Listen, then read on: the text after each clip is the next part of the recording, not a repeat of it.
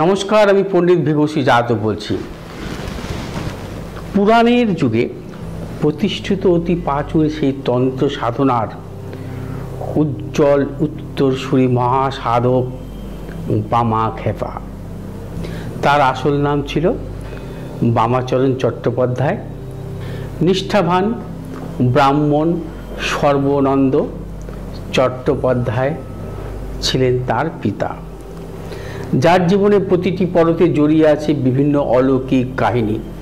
বাংলার 12ই ফাল্গুন 1244 বঙ্গাব্দে বীরভূমে জন্ম হয় কালী সাধক মহাপুরুষ বামাখ্যাপার এবং 74 বছর বয়সে 2রা শ্রাবণ দেহত্যাগ করেন। এবং এই সিদ্ধ পুরুষ বামাখ্যাপার তিরোধান দিবসের প্রাক্কালে আজকের পর্বে তার জীবনে একটি বিশেষ সময় এবং কয়েকটি অলৌকিককে আপনাদের সামনে তুলে ধরব।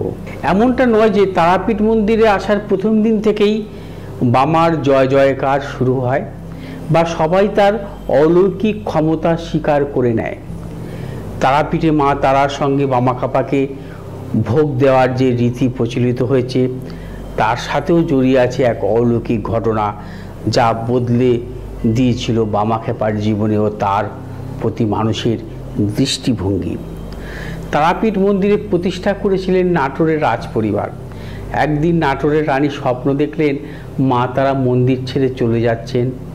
ঘুম ভেঙে কাঁদতে কাঁদতে তার আরাধ্য দেবী মা তারাকে স্মরণ করলেন রানী। দুহাত জোর করে মাকে বললেন, মা গো, আমি কি অপরাধ করেছি যে তুমি স্বপ্নে এসে আমাকে বললে এই রাজ্য ছেড়ে তুমি চলে যাবে মা? উত্তরে মায়ের আদেশে ভেসে উঠল রানীর কানে।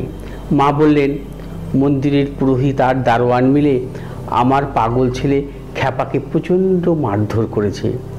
ওরা জানে না যে তাদের এই মার আসলে আমার শরীরেই পড়েছে। আমার দেহ ক্ষতবিক্ষত হয়ে গেছে। আমার খ্যাপা ছেলের অপরাধ ছিল যে সে আমারই ডাকে আমার সঙ্গে বসে ভোগ খাচ্ছিল। প্রচণ্ড মার খাওয়ার পর থেকে 3 দিন হয়ে গেল ছেলেটা আমার কিছুই খায়নি। তাই আমি ও 3 দিন ধরে জল স্পর্শ করিনি। তুই বল, ছেলে না খেলে মা কখনো খেতে পারে? মায়ের কাছে ক্ষমা চাইলেন রানী। ভোরবেলাতেই রানী ছুটলেন মন্দিরে। তার মুখে গত রাত্রের ঘটনা শুনে সবাই স্তম্ভিত। জানা গেল ঘটনা সত্যি। কদিন আগে বামা মন্দিরের ভিতরে ভোগ খেতে ঢুকেছিলেন, তখন পুরোহিত এবং দারোয়ান মিলে তাকে বেধড়ক মেরেছে। সেই থেকে বামা কিছু খাচ্ছেন না। সব শুনে সেই সময় রানী নির্দেশ দিলেন, আজ থেকে এই তারাপীঠ মন্দিরে তারামায়ের সঙ্গে তার পাগল ছেলে মহাসাধক বামাখ্যাপাকেও ভোগ দেওয়া হবে। তারাপীঠে এইভাবে শুরু হয়েছিল মা তারা ও তার স্নেহের খ্যাপা সন্তান বামাকে একসাথে ভোগ নিবেদনের রীতি।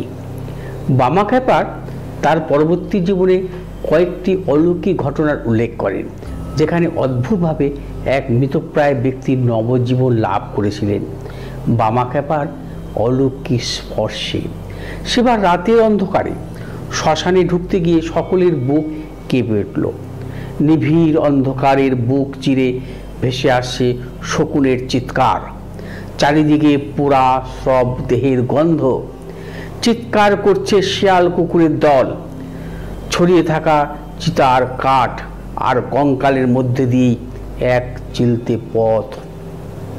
সেই পথ ধরে 4 জন মানুষ একটি মানুষকে কাঁধে করে নিয়ে এলো। দাঁড়ালো একটা বড় শিমুল গাছের নিচে। ওই তো গাছের নিচে বৈশিষ্ট্যদেবের পঞ্চমুণ্ডির আসনের পাশেই শুয়ে আছেন সেই খ্যাপা। তার কোলেই কাছে কুণ্ডুলি পাকিয়ে শুয়ে রয়েছে তার প্রিয় কুকুরের দল, কালো ভুলো, লালি আর শ্বেতভুলি। শ্বাস উঠে যাওয়া সেই অর্ধমৃত রোগীকে পঞ্চমুণ্ডির আসনের পাশে নামালো তারা। তারপর ভয়ে ভয়ে খ্যাপার বাবার দিকে এগিয়ে গেল মৃত্যু পথযাত্রী মানুষটা তখন ধুঁকছে, যে কোনো মুহূর্তে তার হৃৎপিণ্ড থেমে যাবে। 10 বছর ধরে ভুগে চলছে এই রোগী। তারপর একসময় সকলেই বুঝে গিয়েছে সময় আর বেশি নেই। গ্রামে চিকিৎসা করেন যে বৈদ্য, সেই বিকেলেই তিনি নাড়ি দেখে জবাব দিয়ে দিয়েছেন, সাপ জানিয়ে দিয়েছেন এর আয়ু খুব বেশি হলে আর ঘন্টা 4। সেই অবস্থায় এক চিলতে আলোর মতো শেষ আশা তারাপীঠ মহাশ্মশানের খ্যাপা বাবা। কোনোভাবে যদি তার করুণা পাওয়া যায় তাহলে হয়তো বেঁচে গেলেও যেতে পারে এই রোগী। ফলে অসম্ভব একটা আশায় বুঁদ বেঁধে রোগীটির আত্মীয় স্বজনেরা তাকে নিয়ে এসেছে, যদি অলৌকিক কিছু ঘটে যায়। খ্যাপা বাবার কাছে গিয়ে সেই রোগীর ছেলের ভয়ে ভয়ে হাত জোর করে ডাকলো, বাবা বাবা। শোনামাত্র চিৎকার করে উঠল শুয়ে থাকা কুকুরগুলো। প্রচণ্ড ভয়ে ছেলেটি তখন থরথর করে কাঁপছে। খ্যাপা বাবা চোখ মেলে তাকালেন, টকটকে লাল চোখ দুটো যেন আগুনের গোলা। সামনে দাঁড়িয়ে থাকা ছেলেটিকে বললে, কি চাই? এত রাতে এখানে রঙ্গ করতে এসেছো? শেষ করে দেবো, আর সব শেষ করে দেবো। এই কথা বলে এক ঝটকায় ছেলেটিকে ঠেলে সরিয়ে দিলেন তিনি।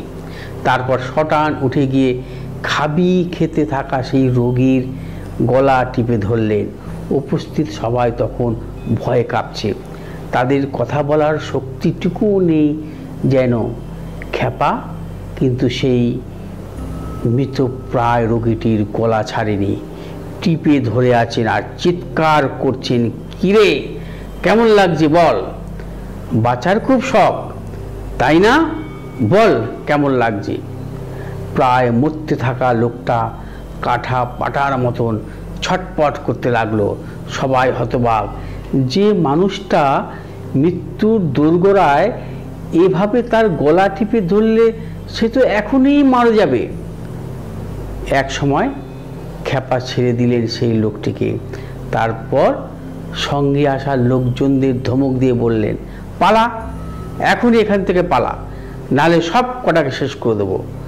সকলে চমকে উঠে রোগীকে তুলতে গিয়ে দেখে একটু আগেই যে আধমরা ছিল সে রোগী দিব্যি নিজের পায়ে দাঁড়িয়ে পড়েছে। তখন সে সুস্থ। খ্যাপা বাবাকে প্রণাম করে সেও নিজের পায়ে হাঁটতে শুরু করলো। এমনই অলৌকিক শক্তির অধিকারী ছিলেন মা তারার আশীর্বাদ ধন্য বাবা খ্যাপা।